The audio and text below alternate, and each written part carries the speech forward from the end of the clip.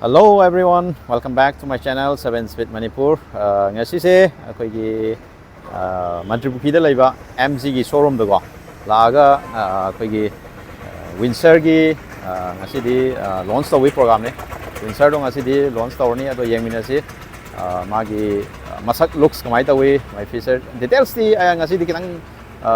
farta do male aduna ai adum haidi magi walk around tawra go basic details kitang ai ma'am da dum share tawsarake ado yengmina si ma'am ado kamai tawge gari se looks ko adagi my feature happy tawra details so haijaraga adum ngasi gi lo chalage adu pon mathang tarakoda mu anova akoigi details review haib dare ko adu adum ma oin semjarage fadana ko ado ma'am akoigi mafam je MC gi showroom gi mafam je kana ma khangdaba yaoraga soi mafam share tawsarake yengmina si ko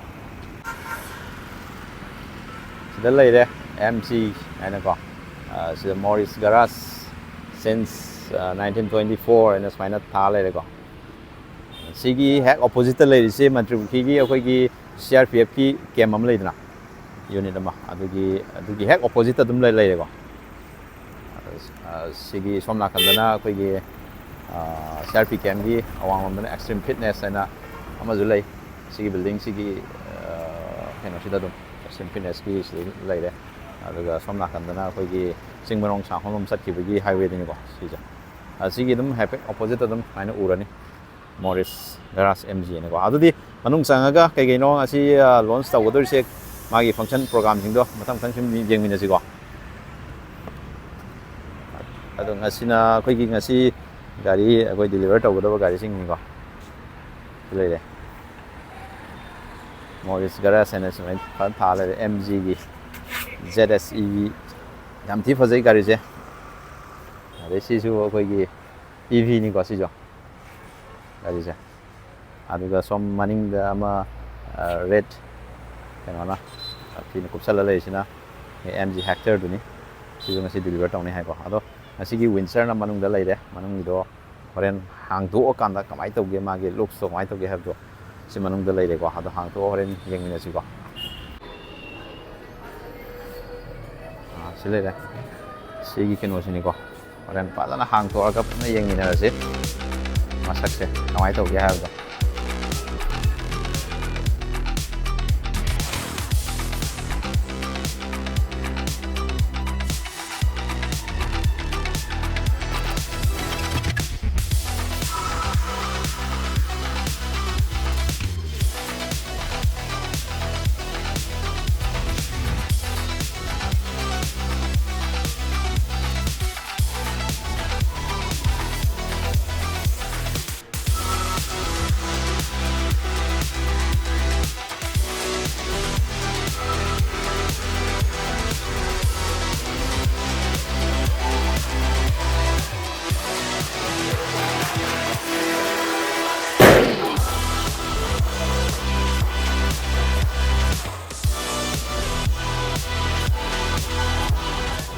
Hello, ngasi je hogi Windsor launch tawgi kenone program done ado ngasi gi oina di koi details review di nang khol ta do male go haidi my crowd se go aduna hapet basic details ko details oina feature age hapet charo pa ma go walk around to go ado yeng sigi jine Windsor oina go ado ma je koi variant je makal om de le go ado sina top oideni this is the excite the exclusive the essence sinus mina balance om thong le bo aduga magi look seeing biro pura koi mamang ise pura DRL koi connected DRL oin la sina LED mamang je headlamp ja adagi koi corner lamp ga sudum yaw bo aduga the ADAS level 2 gi haitare facilities le da koi mamang so koi ADAS ki level ko my radar yaw go aduga front camera sudum yaw go sei do aduga som mamang da so koi camera adum solution half le go connected pro DRL da yengse da mathang go sida EV da sida koi first segment na ta 18 inch the shit ki tire ni walize ade all koi disc brake athala ni ade si diamond cut la go han moi ne go EV go jare go ma si charging port si le aduga 360 degree camera is the camera ꯁꯤ ꯌꯥꯎꯖꯔꯦꯀꯣ ꯑꯗꯨꯒ ꯁꯤꯗ ꯑꯩꯈꯣꯏ turn ꯏꯟꯗꯤꯀꯦꯇꯔꯁꯤꯗ ꯁꯨꯝ ꯌꯥꯎꯔꯦꯀꯣ ꯑꯗꯣ ꯃꯥꯒꯤ ꯑꯩꯈꯣꯏꯒꯤ ꯋꯤꯟꯁꯤꯜꯁꯦ ꯑꯦꯔꯤꯌꯥꯁꯤ ꯌꯥꯝ ꯄꯥꯛꯏ ꯐꯖꯅ ꯃꯔꯥꯡ ꯀꯥꯏꯅ ꯌꯥꯎꯋꯦꯕꯀꯣ ꯑꯗꯨ ꯁꯤ ꯀ꯭ꯔꯣꯝ ꯇ꯭ꯔꯤꯠꯃꯦꯟ ꯐꯖꯅ ꯇꯧꯔꯤꯀꯣ ꯑꯗꯨꯒ ꯁꯤꯁꯨ ꯄ꯭ꯂꯁ ꯗꯣꯔ ꯍꯦꯟꯗꯜ ꯁꯨꯃꯥꯏꯅ ꯄꯥꯜꯂꯤꯀꯣ ꯑꯗꯣ ꯃꯥꯒꯤ ꯂꯨꯛꯁ ꯁꯨꯃꯥꯏꯅ ꯂꯩꯒꯅꯤꯀꯣ ꯁꯥꯎꯟꯗ ꯁ꯭ꯄꯤꯀꯔꯁꯦ 9 ꯌꯥꯎꯋꯦꯀꯣ ꯑꯗꯩ ꯒꯣꯜꯗꯟ ꯀꯂꯔꯒ ꯕ꯭ꯂꯦꯛꯀ ꯁꯨꯃꯥꯏꯅ ꯀꯣꯝꯕꯤꯅꯦꯁꯟ ꯁꯣꯐꯇꯦꯁ ꯃꯦꯇꯔꯤꯌꯦꯜ ꯌꯥꯎꯔꯦ ꯑꯗꯩ ꯁꯤꯗ ꯀꯩꯀꯩ ꯊꯝꯕ ꯌꯥꯕ ꯌꯥꯝ ꯃꯔꯥꯡ ꯀꯥꯏꯅ ꯌꯥꯎꯋꯦꯀꯣ ꯑꯗꯨꯒ ꯑꯩꯅ ꯌꯥꯝ ꯊꯤꯅ ꯍꯥꯏꯗꯤ ꯁꯤꯗꯩꯗ ꯌꯥꯝꯅ ꯅꯨꯡꯉꯥꯏꯕ ꯍꯥꯏꯇꯥꯔꯦꯀꯣ ꯅꯨꯡꯉꯥꯏꯒꯗꯧꯕ ꯃꯑꯣꯡ ꯍꯥꯏꯗꯤ ꯌꯥꯝꯅ ꯀꯝꯐꯣꯔꯠ ꯑꯣꯏꯕ ꯑꯃ ꯍꯥꯏꯔꯒꯗꯤ ꯌꯥꯝ ꯃꯥꯏ ꯁꯤꯠꯀꯤ ꯀꯨꯁꯟꯁꯦ ꯌꯦꯡꯕꯤꯔꯣ ꯂꯦꯗꯔꯁꯨ ꯌꯥꯝ ꯊꯤꯅ ꯀꯩꯅꯣ ꯑꯣꯏꯀꯣ ꯑꯗꯨꯒ ꯌꯥꯝ ꯊꯤꯅ ꯀ꯭ꯋꯥꯂꯤꯇꯤ ꯂꯩꯀꯣ ꯑꯗꯣ ꯁꯤꯁꯦ ꯀꯔꯤ ꯃꯃꯤꯡꯗꯣ ꯁ꯭ꯀ꯭ꯔꯤꯟ ꯍꯥꯞꯆꯔꯦꯀꯣ ꯃꯣꯏ ꯁꯤꯠꯀꯤ ꯀꯩꯅꯣꯁꯦ ꯃꯃꯤꯡ ꯑꯃ ꯍꯥꯏꯕꯅꯦꯕꯀꯣ ꯑꯗꯣ ꯁꯤꯒꯤ ꯋꯨꯠ ꯐꯤꯅꯤꯁꯇ ꯑꯃ ꯌꯥꯎꯔꯤꯁꯦ ꯁꯤꯁꯨ ꯌꯥꯝ ꯊꯤꯅ ꯄ꯭ꯔꯤꯃꯤꯌꯝ ꯑꯣꯏꯀꯣ ꯑꯗꯣ ꯁꯤ ꯀꯞ ꯍꯣꯜꯗꯔ ꯑꯃꯁꯨ ꯍꯥꯞꯄꯤꯔꯦ ꯑꯗꯨꯒ ꯁꯤꯗꯩꯗ ꯁꯣꯐꯇꯦꯁ ꯑꯃꯁꯨ ꯃꯦꯇꯔꯤꯌꯦꯜ ꯑꯃ ꯌꯥꯎꯖꯔꯤꯀꯣ ꯑꯗꯨꯒ ꯁꯤ ꯏꯟꯐꯣꯔꯇꯦꯟꯃꯦꯟ ꯃꯌꯥꯏꯁꯤ ꯑꯩ ꯐꯖꯅ ꯎꯠꯆꯔꯛꯈꯤꯀꯣ ꯑꯗꯨꯒ ꯑꯃꯨꯛ ꯃꯅꯤꯡꯗꯁꯨ ꯁꯨꯃꯥꯏꯅ ꯌꯦꯡꯁꯤꯀꯣ ꯌꯦꯡꯕꯤꯔꯣ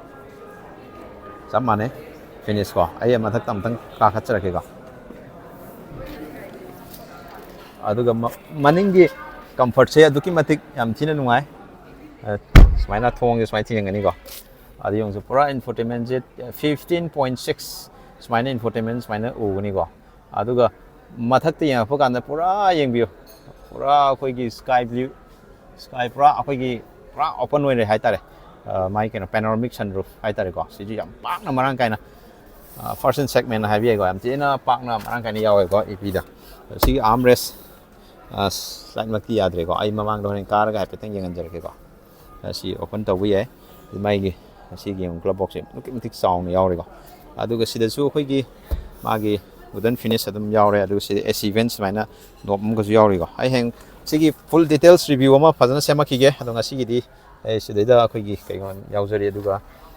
ꯁꯤ ꯃꯦꯒꯖꯤꯟ ꯍꯣꯜꯗꯔ ꯍꯥꯏꯇꯥꯔꯦꯀꯣ ꯑꯗꯨꯒ ꯁꯤꯗꯩꯗꯁꯨ ꯀꯞ ꯍꯣꯜꯗꯔ ꯌꯥꯎꯋꯦꯕꯀꯣ ꯑꯗꯨꯒ ꯁꯤꯠꯁꯦ ꯃꯅꯤꯡ ꯁꯤꯠꯁꯤꯒꯤ ꯌꯥꯝ ꯃꯥꯒꯤ ꯀꯝꯐꯔꯠꯁꯦ ꯌꯦꯡꯕꯤꯌꯨ ꯑꯩ ꯁꯤ ꯐꯝꯃꯤꯁꯦ ꯑꯩꯒꯤ ꯂꯦꯛ ꯔꯨꯝꯁꯦ ꯌꯦꯡꯉꯣ ꯑꯗꯨꯛꯀꯤ ꯃꯇꯤꯛ ꯁ꯭ꯄꯦꯁꯁꯦ ꯌꯥꯝ ꯊꯤꯅ ꯃꯔꯥꯡ ꯀꯥꯏꯅ ꯐꯖꯅ ꯂꯩꯔꯦ ꯍꯥꯏꯕ ꯇꯥꯔꯦꯀꯣ ꯑꯗꯨꯒ ꯃꯥꯒꯤ ꯕꯣꯇꯝꯁꯤꯁꯨ ꯌꯥꯝ ꯐꯖꯅ ꯃꯔꯥꯡ ꯀꯥꯏꯅ ꯐ꯭ꯂꯦꯠ ꯑꯣꯏꯅ ꯐꯖꯅ ꯎꯕ ꯐꯪꯉꯦꯀꯣ ꯑꯗꯨꯒ ꯁꯤꯗꯁꯨ ꯃꯥꯒꯤ ꯁꯤꯠꯀꯤ ꯔꯤꯀ꯭ꯂꯥꯏꯟꯁꯤ ꯑꯩꯈꯣꯏꯒꯤ 130 ꯁꯝ ꯀꯣ ꯗꯤꯒ꯭ꯔꯤꯗ ꯃꯥꯒꯤ ꯏꯟꯀ꯭ꯂꯥꯏꯟꯁꯦ ꯔꯤꯀ꯭ꯂꯥꯏꯟ ꯑꯦꯡꯒꯜꯁꯦ ꯌꯥꯝ ꯐꯖꯅ ꯂꯩꯀꯣ ꯑꯗꯨꯅ ꯔꯤꯂꯦꯛꯁ ꯄꯣꯖꯤꯁꯟꯗ ꯐꯖꯅ ꯐꯝꯃꯒ ꯆꯠꯄ ꯌꯥꯕꯒꯤ ꯈꯨꯗꯣꯡꯆꯥꯕꯁꯨ ꯂꯩꯔꯦ ꯑꯗꯨꯒ ꯁꯤꯗꯩꯗꯁꯨ ꯍꯦꯠ ꯔꯦꯁ ꯍꯥꯏꯕ ꯇꯥꯔꯦꯀꯣ ꯁꯨꯃꯥꯏꯅ ꯄꯤꯔꯤꯀꯣ ꯑꯦꯗꯖꯁꯇꯦꯕꯜ ꯉꯥꯛꯇꯅꯤꯀꯣ ꯑꯗꯨꯒ 3-point ꯁꯤꯠ ꯕꯦꯜꯁꯨ ꯑꯗꯨꯝ ꯁꯦꯐꯇꯤ ꯔꯣꯝꯗ ꯂꯥꯛꯄ ꯀꯥꯟꯗ 3-point ꯁꯤꯠ ꯕꯦꯜꯁꯨ ꯑꯣꯏꯔꯦ ꯑꯗꯨꯒ ꯏꯟꯐꯤꯅꯤꯇꯤꯒꯤ ꯁꯥꯎꯟꯁꯨ ꯌꯥꯎꯖꯔꯦꯀꯣ ꯑꯗꯨꯒ ꯁꯤꯗꯩꯗꯁꯨ ꯑꯩꯈꯣꯏꯒꯤ ꯒ꯭ꯔꯦꯞ ꯍꯦꯟꯗꯜ LED ꯂꯥꯏꯠꯇ ꯁꯨꯃꯥꯏꯅ ꯄꯤꯔꯦꯀꯣ ꯑꯗꯨꯅ ꯑꯗꯨꯛꯀꯤ ꯃꯇꯤꯛ ꯌꯥꯝꯅ ꯀꯝꯐꯔꯠꯀꯤ ꯃꯇꯥꯡꯗꯗꯤ ꯌꯥꯝ ꯊꯤꯅ ꯐꯖꯔꯦ ꯍꯥꯏꯕ ꯇꯥꯔꯦꯀꯣ ꯑꯗꯣ ꯑꯩ ꯃꯃꯥꯡꯗꯁꯨ ꯑꯃꯨꯛꯇꯪ ꯀꯥꯔꯒ ꯌꯦꯡꯍꯟꯖꯔꯛꯀꯦꯀꯣ ꯃꯅꯤꯡꯒꯤ ꯑꯗꯩ ꯁꯤꯅ ꯁꯤ ꯋꯤꯟꯗꯣꯒꯤ 1 touch down ꯁꯨꯃꯥꯏꯅ ꯇꯧꯋꯦꯕꯀꯣ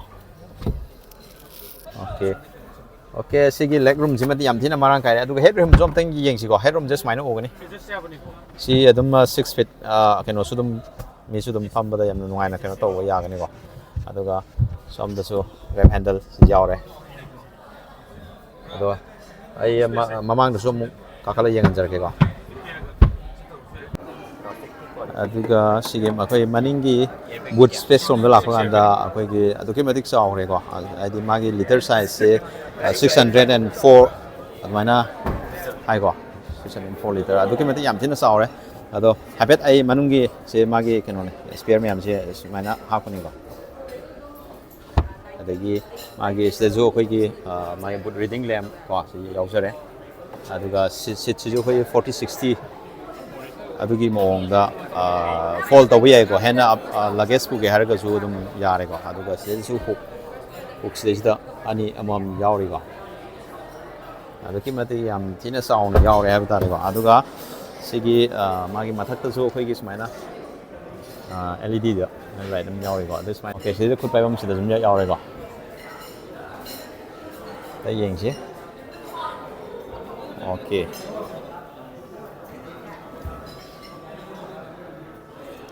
Windsor EV ꯑꯅ ꯁꯨꯃꯥꯏꯅ ꯂꯩꯔꯦꯀꯣ ꯑꯗꯨꯒ ꯃꯅꯤꯡꯗꯁꯨ ꯑꯩꯈꯣই ꯁꯦꯟꯁꯔ 1 2 3 4 ꯁꯦꯟꯁꯔ 4 ꯌꯥꯎꯔꯦꯀꯣ ꯑꯗꯨ ꯁꯤꯅ ꯃꯅꯤꯡꯒꯤ ꯂꯨꯛꯁ ꯍꯥꯏꯕ ꯇꯥꯔꯦꯀꯣ ꯁꯤꯗ ꯁ꯭ꯄꯣꯏꯂꯔꯁꯤꯗꯩꯗ ꯑꯩꯈꯣꯏꯒꯤ ꯍꯥꯏ ꯃꯥꯎꯟꯇꯦꯠ ꯁ꯭ꯇꯣꯞ ꯂꯦꯝꯞꯁꯤꯗꯩꯗ ꯁꯨꯃꯥꯏꯅ ꯄꯤꯔꯦꯀꯣ ꯑꯗꯩ ꯕ꯭ꯂꯦꯛ ꯀ꯭ꯔꯣꯝꯒ ꯐꯖꯅ ꯇꯧꯅ ꯗꯤꯐꯣꯒꯔ ꯌꯥꯎꯖꯔꯦ ꯑꯗꯨ ꯁꯨꯃꯥꯏꯅ ꯂꯥꯛꯑꯦ ꯑꯗꯨꯒ ꯀꯅꯦꯛꯇꯦꯠ ꯁꯨꯃꯥꯏꯅ ꯃꯥꯒꯤ ꯂꯦꯝꯞꯁꯦ ꯁꯨꯃꯥꯏꯅ ꯑꯣꯏꯔꯦ ꯑꯗꯨꯒ ꯃꯥꯒꯤ ꯂꯥꯏꯠꯁꯦ ꯁꯨꯃꯥꯏꯅ ꯕꯦꯛ ꯂꯥꯏꯠꯁꯦ ꯁꯨꯃꯥꯏꯅ ꯄꯤꯌꯦ EV ꯅ ꯁꯨꯃꯥꯏꯅ ꯊꯥꯔꯦꯀꯣ ꯑꯗꯨꯒ ꯃꯥꯁꯤ ꯑꯩꯈꯣꯏ ꯀꯤꯂꯣꯃꯤꯇꯔ ꯔꯦꯟꯖꯁꯦ 330-12 ꯁꯨꯃꯥꯏꯅ ꯁꯤꯒꯤ ꯆꯥꯡꯗ ꯄꯤꯀꯣ ꯑꯗꯨꯒ ꯁꯤꯗ ꯀꯦꯃꯦꯔꯥꯁꯤ ꯂꯩꯔꯦꯀꯣ ꯁꯥꯏꯠ ꯂꯣꯝꯗ ꯂꯥꯛꯄ ꯀꯥꯟꯗ ꯃꯥꯁꯤ ꯀꯩ ꯍꯥꯏꯇꯥꯔꯦ ꯑꯩꯈꯣꯏꯅ EVꯒꯤ ꯑꯦꯛꯁꯄꯦꯛ ꯇꯧꯕ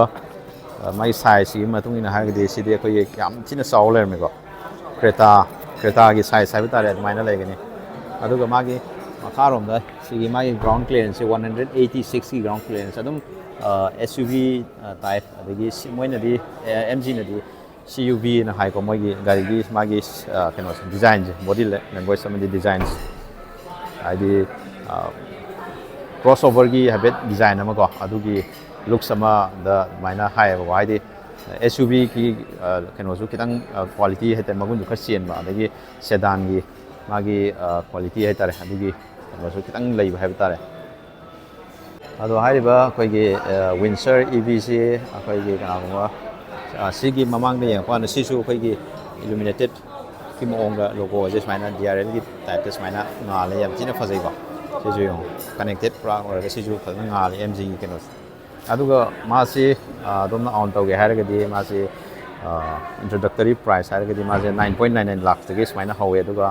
goes up to 15 point some ꯁꯨꯃꯥꯏꯅ ꯚꯦꯔꯤꯌꯟꯗꯨꯒꯤ ꯃꯇꯨꯡ ꯏꯟꯅꯀꯣ ꯑꯗꯨꯃꯥꯏꯅ 15.5ꯒꯤ ꯆꯥꯡ ꯁꯨꯃꯥꯏꯅ ꯂꯩꯒꯅꯤꯀꯣ ꯑꯗꯨꯒ ꯃꯥꯁꯦ ꯑꯩꯈꯣꯏꯒꯤ ꯕꯦꯇ꯭ꯔꯤꯒꯤ ꯄꯦꯛꯁꯦ ꯑꯩꯈꯣꯏ ꯔꯦꯟꯇꯦꯜꯗ ꯍꯥꯏꯇꯥꯔꯦꯀꯣ ꯔꯦꯟꯇꯦꯜꯗ ꯊꯧꯕ ꯌꯥꯕꯒꯤ ꯈꯨꯗꯣꯡꯆꯥꯕ ꯑꯣꯏꯅ ꯄꯤꯀꯣ ꯍꯥꯏꯗꯤ ꯒꯥꯔꯤ ꯈꯛꯇꯪ ꯂꯩꯕꯗ ꯑꯩꯈꯣꯏꯒꯤ ꯕꯦꯇ꯭ꯔꯤꯅ ꯇꯣꯉꯥꯟꯅ ꯑꯃꯗꯤ ꯑꯩꯈꯣꯏꯒꯤ ꯒꯥꯔꯤꯅ ꯇꯣꯉꯥꯟꯅ ꯍꯥꯏꯇꯥꯔꯦꯀꯣ ꯑꯗꯨꯃꯥꯏꯅ ꯂꯩꯕꯒꯤ ꯑꯣꯞꯁꯟꯁꯨ ꯐꯪꯉꯦꯕꯀꯣ ꯕꯦꯇ꯭ꯔꯤꯒ ꯄꯨꯟꯅ ꯂꯧꯒꯦꯔꯁꯨ ꯌꯥꯔꯦ ꯑꯗꯣ ꯕꯦꯇ꯭ꯔꯤꯅ ꯇꯣꯉꯥꯟꯅ ꯍꯥꯏꯗꯤ ꯔꯦꯟꯇꯦꯜꯒꯤ ꯃꯑꯣꯡꯗꯀꯣ ꯑꯗꯨꯃꯥꯏꯅ ꯂꯧꯕꯒꯤ ꯈꯨꯗꯣꯡꯆꯥꯕꯁꯨ ꯂꯩꯌꯦꯕꯀꯣ ꯑꯗꯣ ꯑꯀꯨꯞꯄ ꯃꯔꯣꯟ ꯍꯦꯟꯅ ꯈꯪꯅꯤꯡꯉꯒꯗꯤ ꯑꯩꯈꯣꯏꯒꯤ ꯑꯩ ꯗꯤꯁꯀ꯭ꯔꯤꯞꯁꯟꯗ ꯅꯠꯇ꯭ꯔꯒ ꯀꯣꯟꯇꯦꯛ ꯅꯝꯕꯔ ꯍꯥꯞꯄꯝꯒꯦ ꯑꯗꯩꯗ ꯁꯤꯒꯤ ꯃꯇꯥꯡꯗ ꯍꯦꯟꯅ ꯈꯪꯅꯅꯕ ꯍꯥꯏꯇꯥꯔꯦ ꯑꯗꯩꯗ ꯑꯗꯨꯝ ꯇꯥꯟꯅꯕꯤꯕ ꯌꯥꯒꯅꯤꯀꯣ ꯑꯗꯨ ꯌꯦꯡꯕꯤꯔꯣ ꯁꯤꯒꯤ ꯃꯥꯒꯤ ꯐ꯭ꯔꯟ ꯍꯦꯠ ꯂꯦꯝꯒꯥꯁ ꯒ꯭ꯂꯣꯁꯤꯗ ꯌꯥꯝ ꯐꯖꯅ ꯆꯥꯎꯅ ꯌꯥꯎꯔꯦ 38 ꯀꯤꯂꯣꯋꯥꯠ ꯃꯥꯒꯤ ꯕꯦꯇ꯭ꯔꯤ ꯄꯦꯛꯀꯤ ꯃꯥꯒꯤ ꯁꯥꯏꯖꯁꯤꯀꯣ ꯁꯨꯃꯥꯏꯅ ꯑꯣꯏꯒꯅꯤꯀꯣ ꯑꯗꯣ ꯃꯥꯏꯂꯦꯖꯅ ꯑꯩꯈꯣꯏꯒꯤ 331 ꯀꯤꯂꯣꯃꯤꯇꯔ ꯑꯩꯈꯣꯏ ꯁꯤꯡꯒꯜ ꯐꯨꯜ ꯆꯥꯔꯖ ꯇꯧꯔꯀꯥꯟꯗꯀꯣ ꯑꯗꯨꯃꯥꯏꯅ ꯐꯪꯒꯅꯤꯀꯣ ꯃꯥꯒꯤ ꯇꯔꯟ ꯏꯟꯗꯤꯀꯦꯇꯔ ꯂꯥꯏꯠꯀꯥꯁꯤ ꯌꯦꯡꯕꯗ ꯌꯥꯝ ꯐꯖꯩꯀꯣ ꯑꯗꯣ ꯑꯩ ꯐ꯭ꯔꯟꯒꯤ ꯃꯃꯥꯡꯒꯤꯁꯦ ꯑꯃꯨꯛ ꯆꯪꯉꯒ ꯑꯩ ꯍꯥꯏꯐꯦꯠ ꯎꯠꯆꯔꯛꯀꯦꯀꯣ ꯑꯗꯣ ꯃꯥꯁꯤ ꯑꯩꯈꯣꯏꯒꯤ ꯀꯤꯁꯦ ꯑꯩꯈꯣꯏ ꯗꯤꯖꯤꯇꯦꯜ ꯀꯤ ꯑꯣꯏꯅꯀꯣ ꯂꯥꯛꯑꯅꯦꯕꯀꯣ ꯑꯗꯨꯅ ꯁꯤꯒꯤ ꯃꯥꯒꯤ ꯗꯣꯔ ꯍꯦꯟꯗꯜꯁꯦ ꯃꯊꯟꯇ ꯑꯩꯈꯣꯏꯒꯤ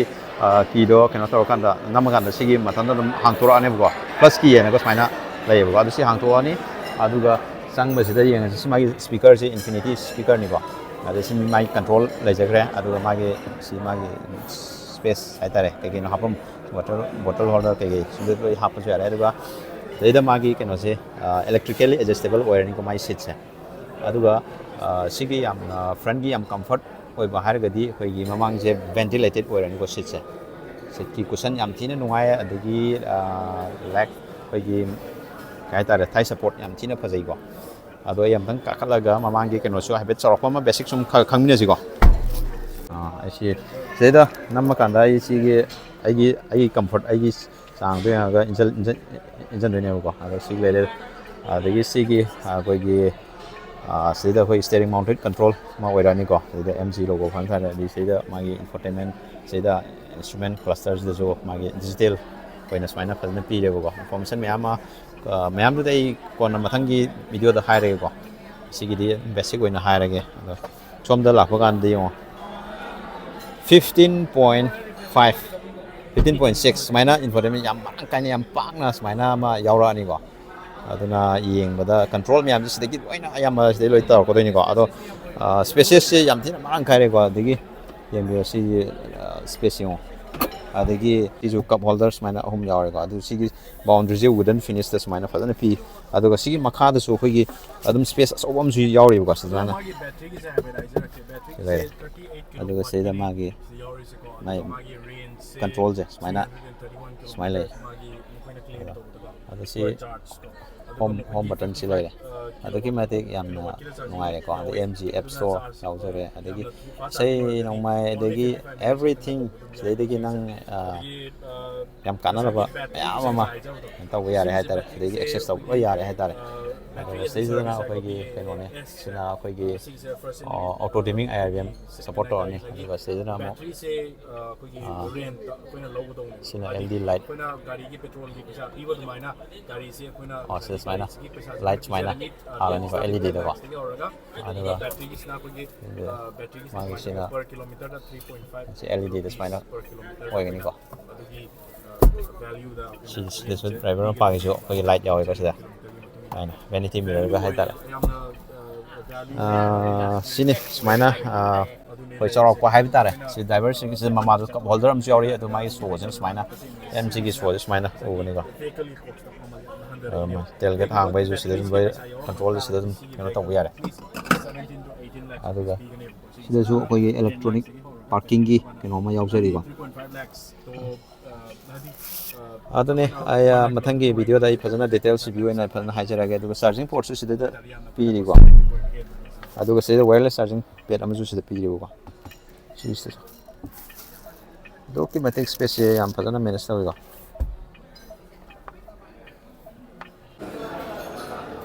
ado ngasigi di video sai sum losen jarage mayam mathangi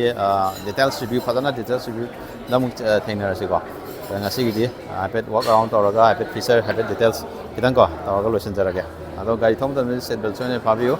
aduga masa thona helmet chone opiu har losen jarage